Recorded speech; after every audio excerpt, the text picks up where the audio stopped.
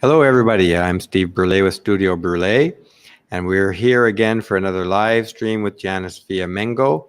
I should first point out that I have my patriarchal scotch, my patriarchal hat, and of course my patriarchal cigar, just in case an emergency pops up. And tonight we're going to be talking with Janice Fiamengo about 5 books that she recommends reading for MRAs, anti-feminists, and to understand feminism in general and our historical moment at this time. So without no further ado, Janice, how are you? Good. How are you, Steve? Excellent. Thank you. Good. So we've been talking about this one for a while, and I think this recommendation came up from one of our viewers some time ago about what books we should read, or you recommended reading. Yeah. And as holiday reading, what holiday is not quite over yet, so we've got some time here. Janice, you want to start out with the very first one? Yeah, you bet. And of course, we invite everyone watching now in the live stream and anyone who watches this afterwards to make their recommendations too, because I'm sure there's lots of books out there that are worth reading that I don't even know about. Unfortunately, there are also lots that I do know about but haven't read yet. So, but the 5 that I've got today, these are all older books, all published before the year 2000.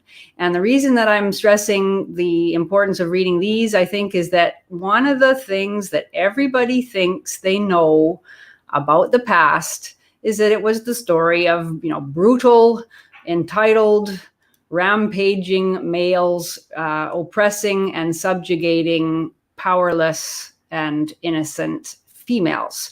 And the idea that we have about the past tends to justify, or at least, radically mitigates concern we have about injustice against men in the present, because we figure that the entirety of human history was the history of men oppressing women. So if there's a little injustice now, well, that's not so bad.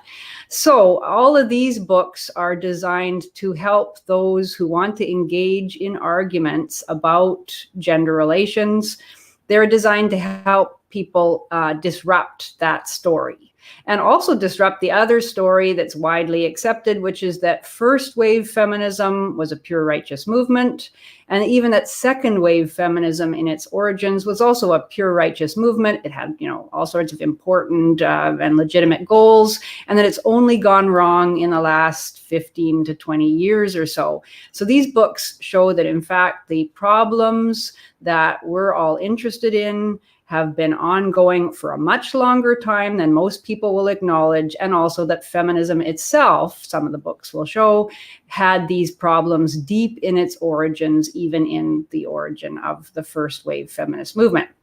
So without further ado, the first book that I would recommend, which I can't say enough good about, is called Heterophobia, Sexual Harassment, and the Future of Feminism. It's by Daphne Patai, who is I'm not sure if she's still probably retired by now, but she was a professor of Spanish studies, I believe. And this book, it begins with a statement, which I think is quite interesting, begins by saying, it has been nearly 25 years since the terminology of sexual harassment began to enter public discourse. This book was published in 1998. She was writing it throughout the 1990s. And so she's making it clear that far from what we're told by, Me Too advocates, who will tell us that, it was only starting in 2017 that women began to call out bad behavior in the workplace. And this has been going on, unchecked and, essentially allowed for all these decades. Far from that, since the late 1970s, sexual harassment has been a key plank around which feminists have organized. And so she tells, the entire history, starting with in the late 1970s, Catherine McKinnon published a book called Sexual Harassment of Working Women, where she argued that sexual harassment was actually a violation of women's civil rights because it was a form of discrimination and therefore illegal. And the courts confirmed that. And so starting in the 1980s, you had all sorts of workplaces and universities hiring lawyers and formulating policies in order to protect themselves against sexual harassment legislation. And so what grew up around that was what Daphne Patai calls the sexual harassment industry. In other words, this whole network of laws and policies and the whole cadre of experts tasked with enforcing these laws and policies, and especially beginning in the 1990s, following the Anita Hill, statements against Clarence Thomas during his Senate confirmation hearing.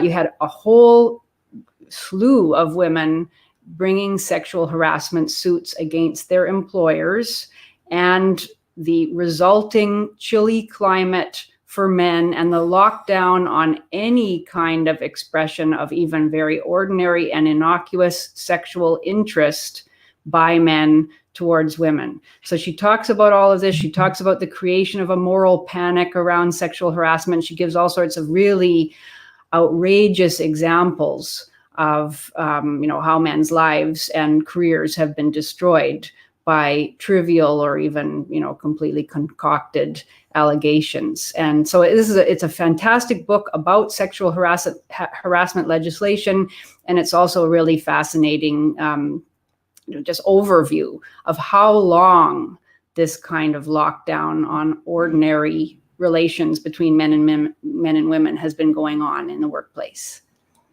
Well, thanks, Janice. And can you, I just want to say one thing to viewers here. If you have a quick question for Janice regarding any of these books, just put it into the comments. I'm going to be reviewing them as best I can. And I'll try to either post your question on in front of us for Janice will be able to read it as well. And we'll try and address it. And also, I have a quick question. Daphne Patai herself, Patai, yeah. She identify as a feminist? I think she does. Yes, I think she still does. So, and she's critical of feminism with respect to this sexual harassment industry.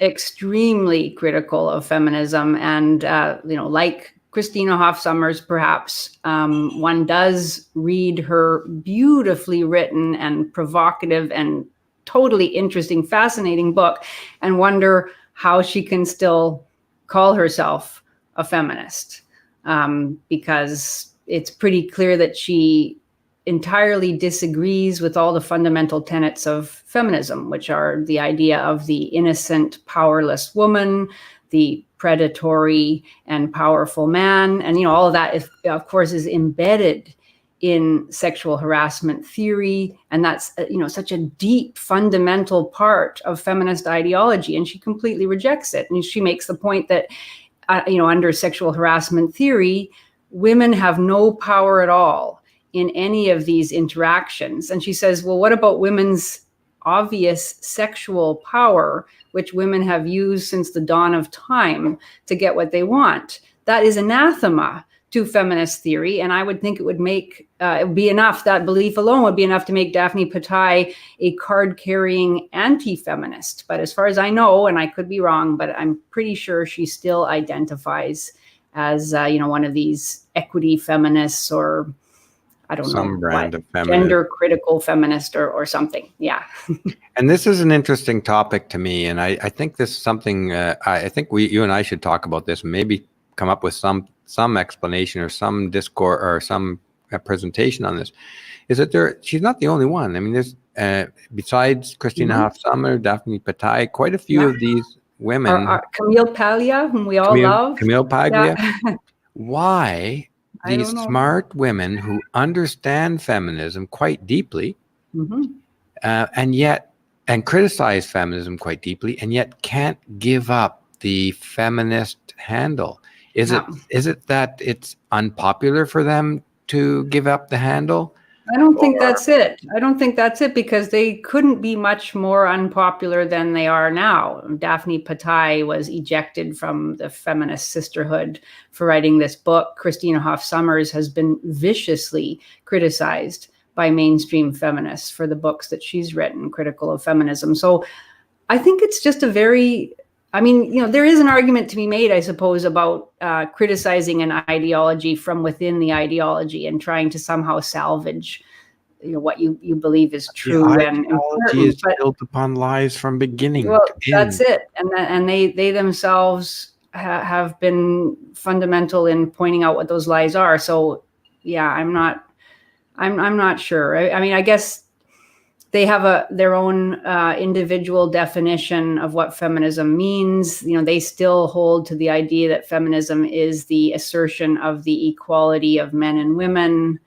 They probably would name some particular issues that they believe are still legitimate issues that feminism has worked on and needs to continue working on. Stereotypes about women, perhaps. I'm not sure. Many of them would say that there are still issues that feminism could work on, outside the Western world. I'm not really sure. It's something that, or maybe it's just a deeply cherished part of their self-identity that they can't give up. And a part of their identity based on sheer lies. I'm just curious, do you know if any or many or some of these women have been asked? They've been interviewed, God knows how many times, all of them. Have any of them been asked, that you know of, why they still call themselves feminists? I have not ever actually seen an interview with Daphne Patai. I've never seen an interview where she was asked that, I don't think, by an interview with Christina Hoff Sommers. I have seen interviews with Camille Paglia where she's asked about her feminism. And if I'm remembering correctly, she simply redefines feminism in an idiosyncratic way. Like, she says things like, my feminism is the feminism of the women of the 1930s and 40s. And, she'll name a number of heroic women that are her sort of role models. And she'll say, my feminism is about women breaking stereotypes and women being strong and, women refusing to conform to social scripts. She'll say something like that. And that is obviously, in a way, what Camille Paglia is all about. And so I think that's probably enough for her. But as an English professor, Janice, why do some people think they can get away with redefining a word to suit their current need? For instance, would I be criticized if I said, well, for me, a rose really is a fish? When I say a rose, I really mean a fish. So for me, I'm not saying it's bad. It's good to cook a fish in olive oil with these seasonings, because it's really quite good. For me, a rose is a fish. That's what they're saying. Yeah, my definition of a rose is a fish. Yeah, but that's what people have done. Ideologies are particularly open to that kind of manipulation, I think. The same thing happens with Marxism. One could say the same thing happens with various religious ideologies. They're always open to that kind of definitional recategorization. So I guess it's not anything unique to feminism. But yeah, it is. Do they not all subscribe to the basic fundamental of feminism is that, and Warren Farrell summarized as succinct as probably can be said about feminism, that a patriarchy rules the world and it's a system of laws and rules designed by men to benefit men at the expense of women. Mm-hmm. Now, that has to be shared, don't you think, by all feminists? And it's patently false. It's provably false. In fact, we made a pretty good stab at it in my last video. Absolutely. There, the birth of feminism. Do they claim to be a feminist and claim that the world is not a patriarchy designed with rules and laws designed to benefit men at the expense of women? They actually, I think they don't believe that part of it. I think they don't believe that part of it. I know that certainly Christina Hoff Sommers, believes that the first wave feminists had many legitimate goals and objectives. You know, she sees them as kind of her role models in a way, and you know, so perhaps that's. I mean, I don't know. We'd have to ask them, but yeah, of course. Yeah. And I hope that one day we can have them on interview specifically just to ask that one question, because this is really pretty fundamental to me. But to me, to say that they don't believe in that patriarchy statement is like saying, "Oh, I'm a Christian, but I don't believe in Christ." Yeah, well, What kind of a Christian are you that rejects the gospel of Christ? Yeah. You know? Well, yeah. Anyway, yeah. It's the big question that hovers over those feminist critics who continue to claim feminism as their ideology. But it shouldn't put anyone off reading Heterophobia, because it's just an amazingly interesting and useful book. Excellent. And thank you very much, Janice. So shall we move on to the second book? Yeah.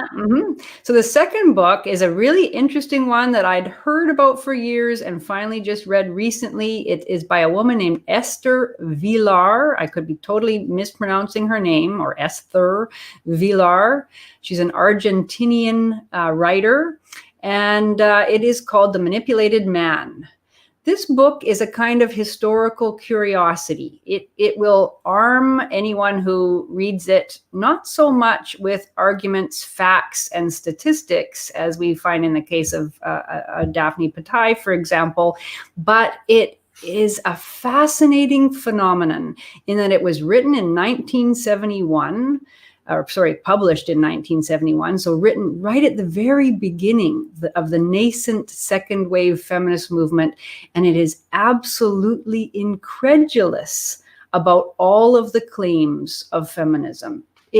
She laughs throughout the book at the idea that women are in any way oppressed by men, that men are women's enemy, that men have subjugated and subordinated and used women for their own purposes. She says that it's the exact opposite, that in fact, men are the exploited class, and that, you know, women have devised all sorts of ways for making men work for women. And she elaborates this idea in great detail, while at the same time convincing men that somehow women are the ones who are subordinate, and therefore making men feel guilty about the roles that they think they have forced women into. So it's a complete turning upside down of all of feminist orthodoxy.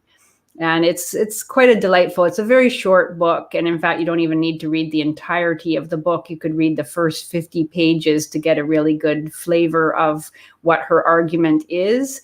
And I don't think that the arguments that she makes are necessarily arguments that one, you know, wants to use oneself, because she makes them with very sort of broad brush strokes. But it's the fact that in 1971, a well-educated woman observing sexual politics in North America could find absolutely ludicrous every single claim made by feminism, that you know, clearly it already looked foolish even, you know, nearly 50 years ago. Before the extremely nonsensical hatred even began. Exactly. 1971. By the way, 1971 is only 1 year after women's studies first entered North American universities. Women's studies began in 1970, I think, and anybody out there can correct me if I'm wrong, but I think it started at University of British Columbia, the first women's studies program in 1970. Oh, I didn't know that. I didn't know it started at the University of British Columbia. How interesting. Well, I'll have to look into that. Don't take my word exactly, because I'm going on memory of something from many years ago that I read, but it seemed to stuck my alma mater. In my mind. Yeah. It would make sense on the West Coast, very right? Interesting. Of course, on the wacky West Coast. Yeah. I'd be surprised, actually. I would think that it might have started somewhere like California or, you know, New York City or something like that. But that's very interesting. But it spread really quickly. It certainly did. I mean, by the end of the decade, there were women's studies programs and even whole departments ensconced at universities all across North America, which, of course, raises the interesting question, why, if it was such a battle, if there was such an entrenched patriarchy, would so many men have been more than willing to allow the enemy right into the heart of the academy? But anyway, to go back to Vilar, her point is that women have choices about what their lives are going to look like that men absolutely don't have, that men are beings who work, that they work for women, that women have trained up men from the time they were little boys to believe that that's what they exist for, that mothers accustom boys to the idea that women set the rules, that men become accustomed to being praised for fulfilling the objectives laid down for them by women, and that in fact men are beings who willingly subject themselves to a kind of slavery, as she imagines it, and that men are happy to turn themselves into slaves who work for another's benefit. I find the book a little bit exaggerated. I mean, she says that she is not a misogynist, but she has really nothing good to say about women. Men come off looking somewhat better, but not much, really. She always thinks that men are, incredibly foolish in allowing themselves to be enslaved in the way that they are. I find she's very, very extreme, but I think for the historical interest, the fact that this was published in 1971, and the fact that she could already see so many of the ways in which feminist ideology had things upside down, and usefully so for its own project, it's a really interesting book.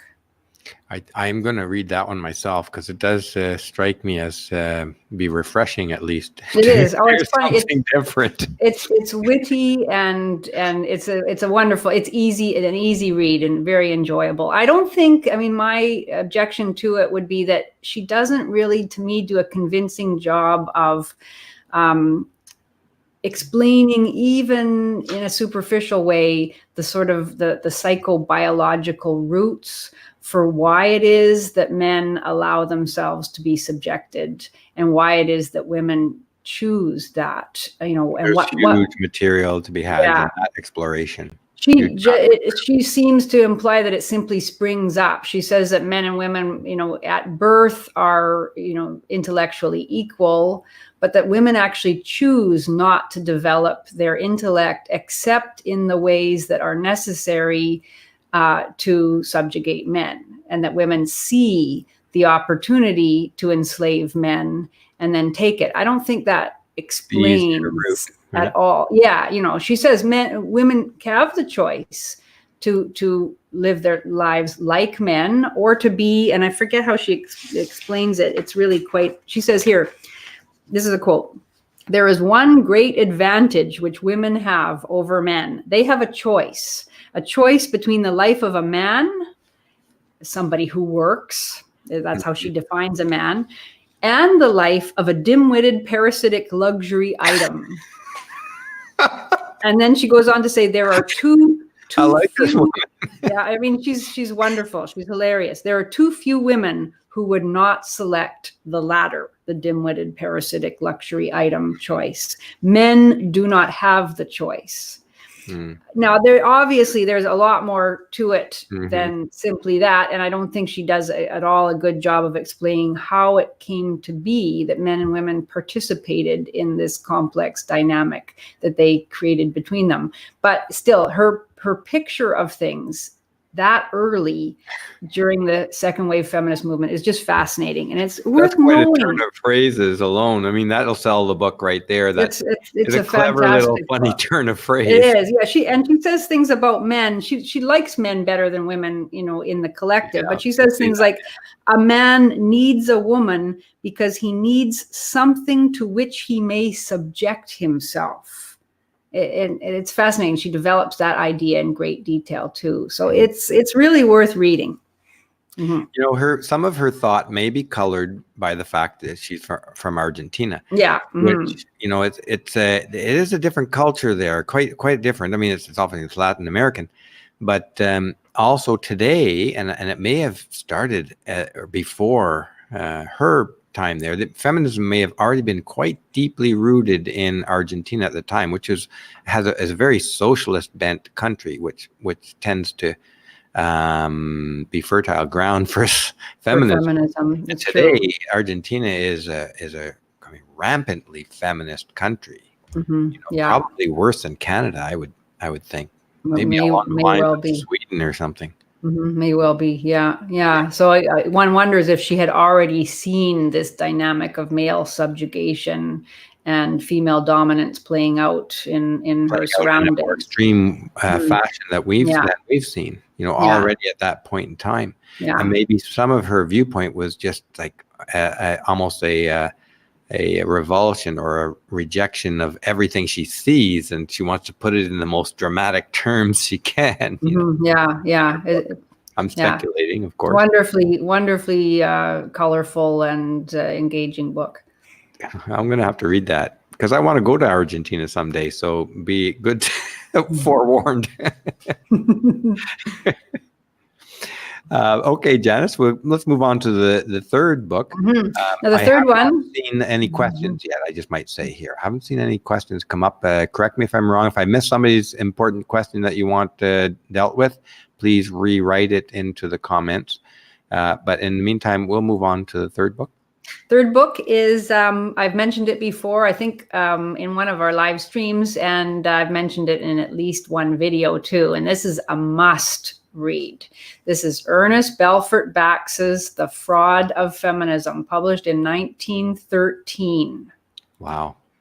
To think that this guy was on to it that early. And it's even early. I mean, he was onto it even earlier than that. He was publishing essays about what he called the subjection of men and the fraud of feminism as early as the late 19th century. So this was, a later kind of compilation of his observations. And so he really gives the lie to the idea that there was a patriarchy in the 19th century that advantaged men and disadvantaged women. He makes the point that even that early, there was already an enormous cultural bias in favor of women. And this is how he says it. What do you mean, how early? How early as what? As the late 19th century. So like right. 1880s, he was already writing about this. And this is what he says.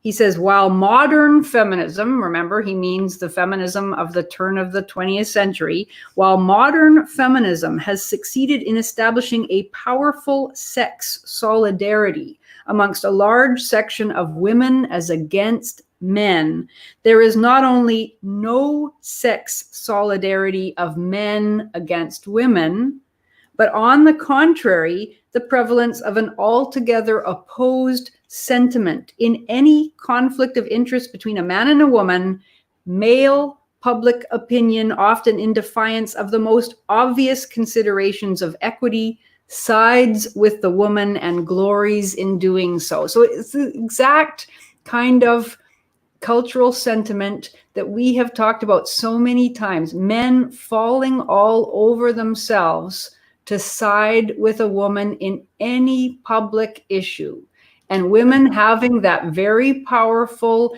in-group bias that we've talked about before. And, so he already could see it. And this guy, he was a journalist.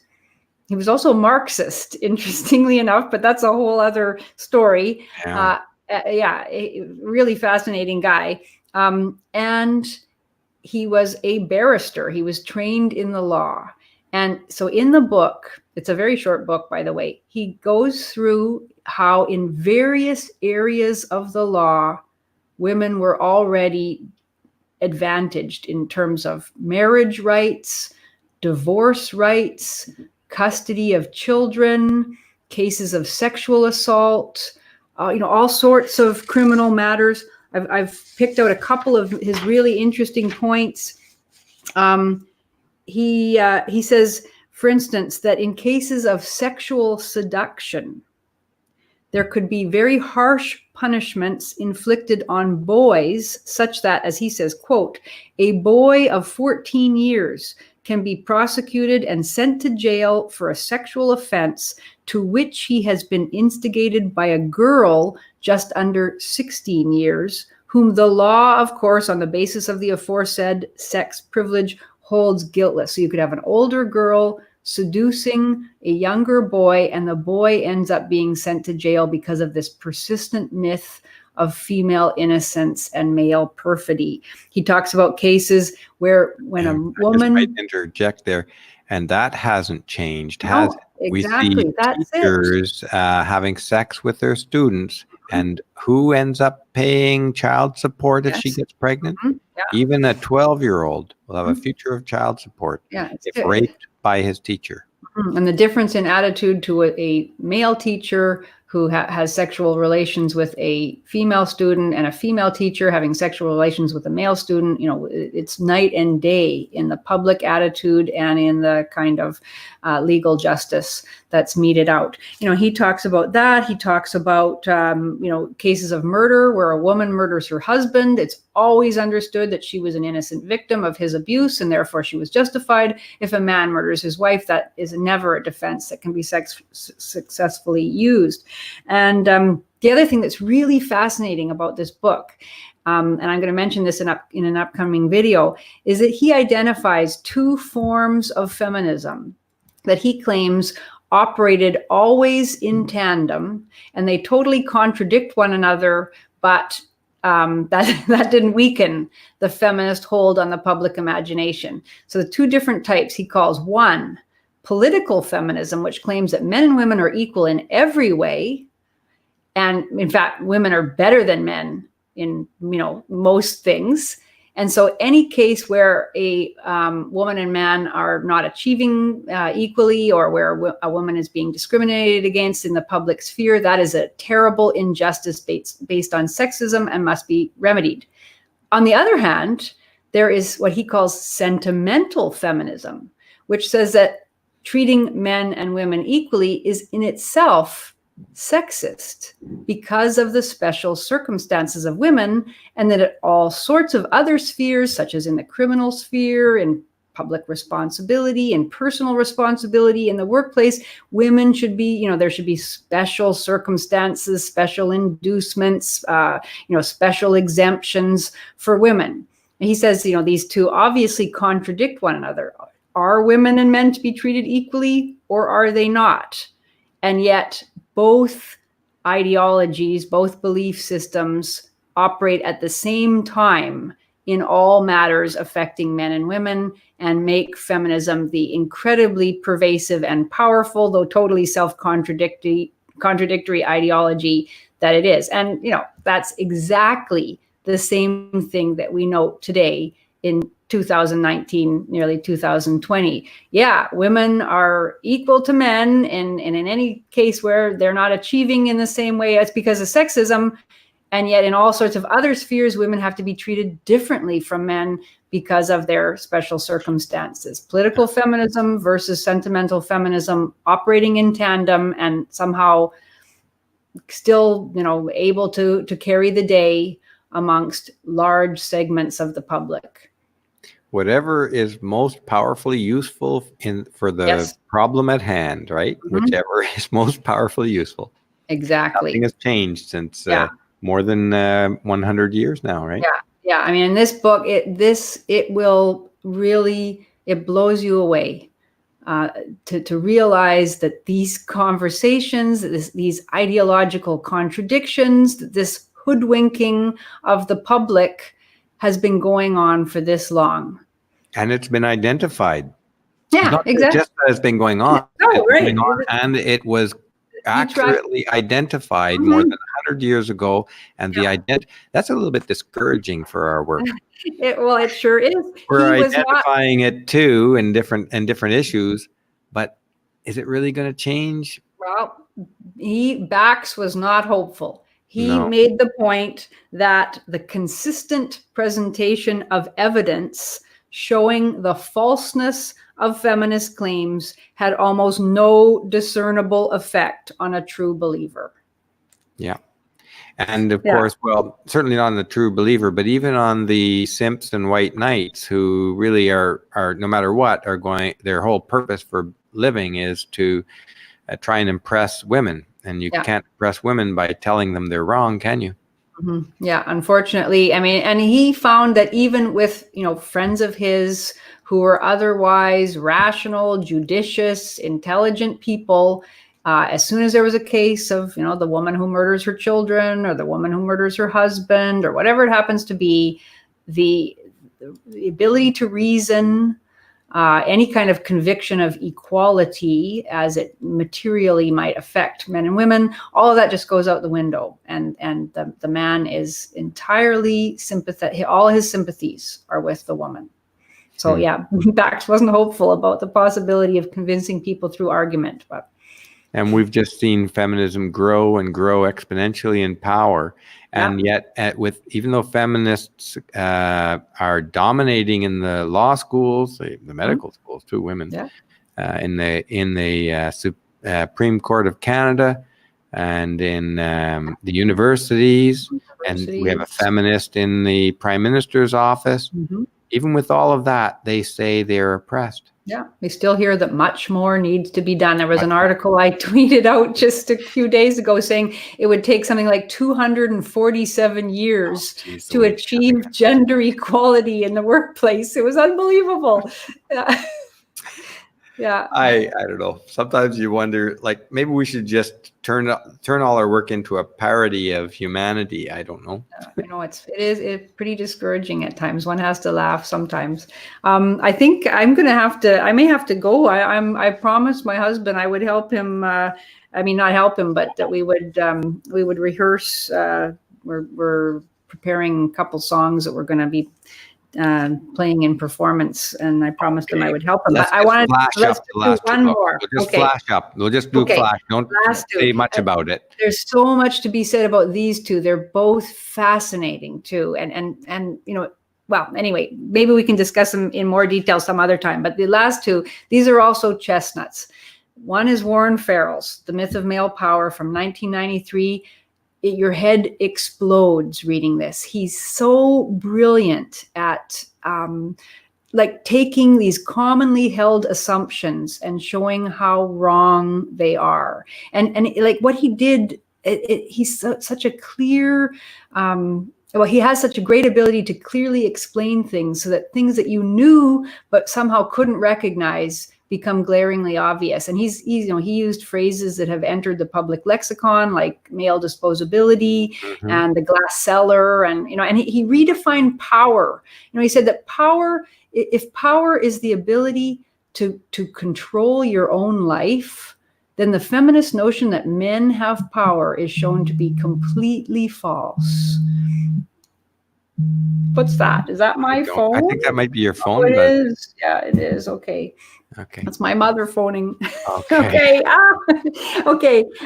So that one, this is fantastic book. I mean, he's written all sorts of other wonderful books too. And of course, Warren needs no introduction here. I think everybody watching knows of Warren Farrell. It's just a great book. And then the book that was published a year after Warren Farrell's The Myth of Male Power is Christina Hoff Sommers, Who Stole Feminism? How Women Betrayed Women. An interesting subtitle. Lots to say about that too. And it's a fantastic book in that she, again, this is written or published in 1994. She was doing research for it in the 1980s.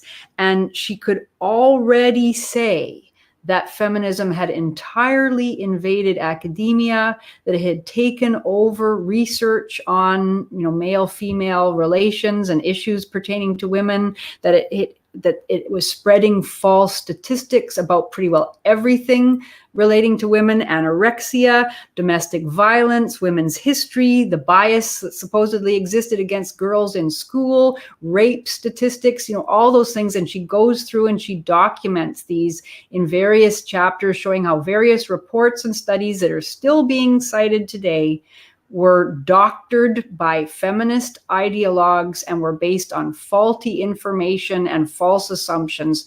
It's an incredible, still incredibly relevant book. You know, and of course, all of what she's analyzed is orders of magnitude worse today than it was when she wrote the book, which makes the book even that more significant, I think. Mm-hmm. Yeah, it's. But I still, Janice, you know, we've talked about it's an incredible book. Yeah, we've talked about this before.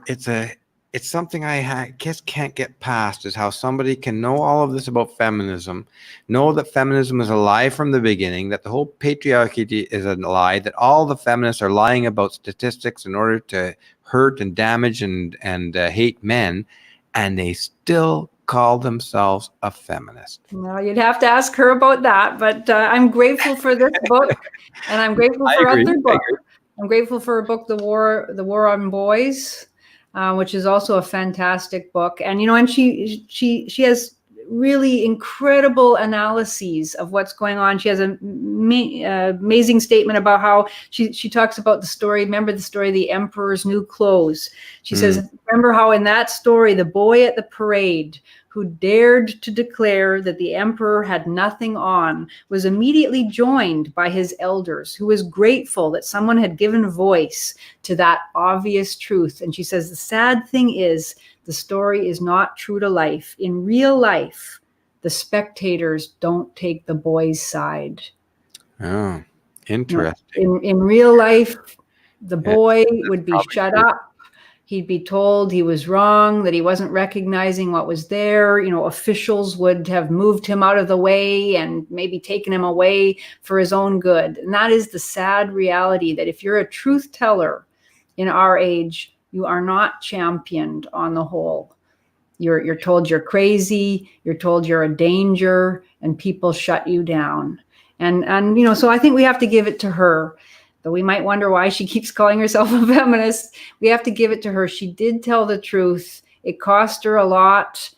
She's had harsh criticism and nasty, nasty personal attacks for decades, even though she has tried in some ways to soft pedal some of her message so that feminists, the reasonable feminists, might be able to hear it. And still, it hasn't done her any good. She's had a very hard time for the truth telling that she's done. So I think we have to champion her for that. Yeah. And I have to admit that there are no perfect people out there, that everyone has their faults, from everyone from Jordan Peterson to Warren Farrell to the great Janice Fiamengo. Janice Fiamengo. Oh, geez. You know. I didn't think she had any faults. No, she's the one true faultless human being. Prophet. One true prophet. Yeah. But in all seriousness, I do question all of those feminists like Hoff, Sommers, and Paglia and those, about why they keep calling them that. But I do recognize that that none of us is perfect, and we have to accept their good works for what they provide to the conversation. Like many people criticize Peterson today, some who don't like him, and but at the end of the day, his works, his public works, are actually quite valuable. As are Christina Hoff Sommers and Warren Farrell's and Paglia and the others that you've mentioned. Yeah. So I look forward to hearing what our viewers have to say about books they think are really helpful to enter into debates with feminists and to have a greater understanding of both the historical and the contemporary situation. So please let loose with your thoughts. Certainly in the comments, and we'll have a look at those comments and maybe include them to viewer recommended lists in the description. Yeah. If you have some favorite books. The books we discussed tonight, I'll put the titles of them in the description of the video. Likely by tomorrow, you'll see them in there. So, Janice, any final words? That's it. Okay, thank you very much. Oh, Happy New Year to everybody. Yes, Happy New Year. I might say, folks, there were some viewers who were interested in the life here in the Dominican Republic, and I may do a live stream about that for any of you who want to join me on that. I don't. You're welcome to join too, Janice, if you want to be part of that. Yeah, I thought it would be just casual, and I'll try and get some videos together and some photos, and to take questions generally from the audience of what do they want to know about the lifestyle here. Sounds great.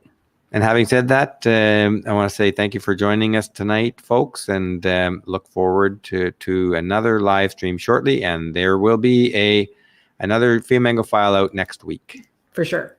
Okay. Good night. Good night.